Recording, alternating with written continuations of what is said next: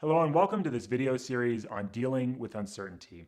These are uncertain times, and so I've decided to create a video a day for you for the next 10 days to help you navigate these changing times that are unparalleled in many of our lives.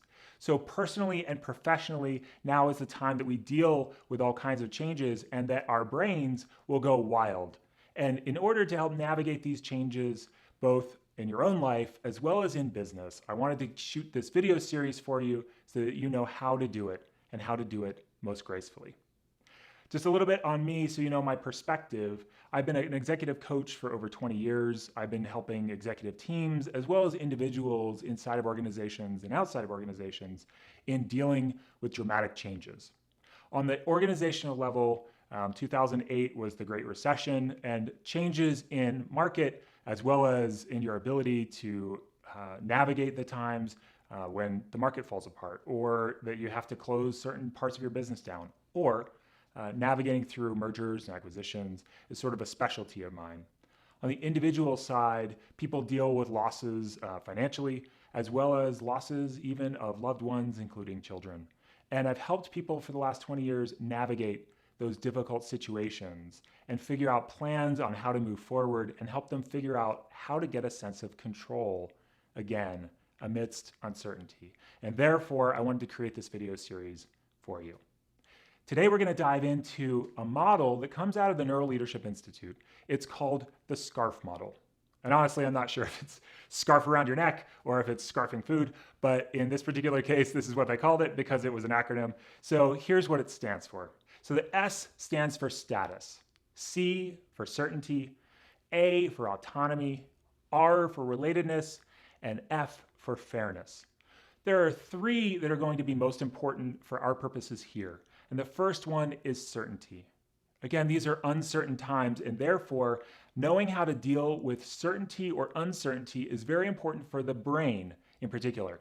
So we lose 10 to 15 IQ points when we're in fear, uncertainty, or doubt.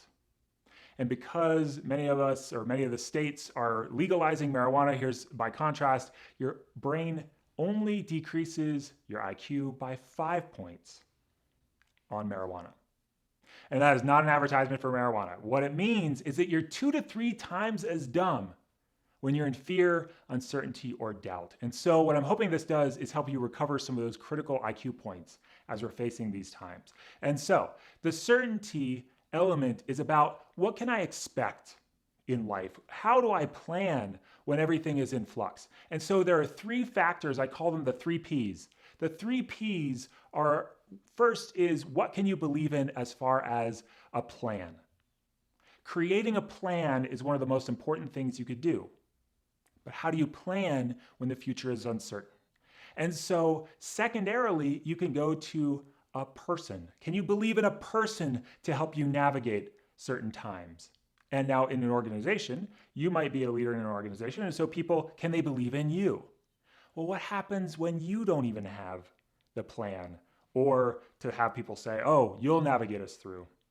The last P is probably the most essential one, which is navigating with a set of principles.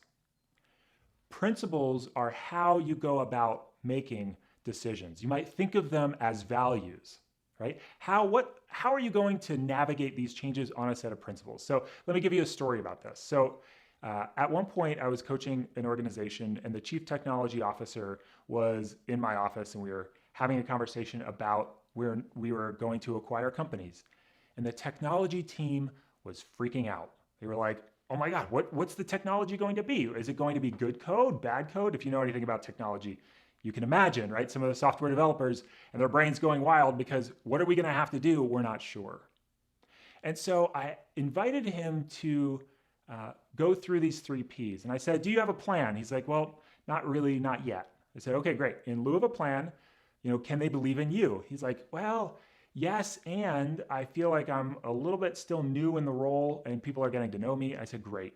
Then we have to fall back on a set of principles. So I said, what principles do you know that you will use in evaluating which software that you acquire? And he said, well, this one set of principles is we'll be thoughtful about the culture, right? What culture they have, right? And we'll evaluate the culture. I said, great.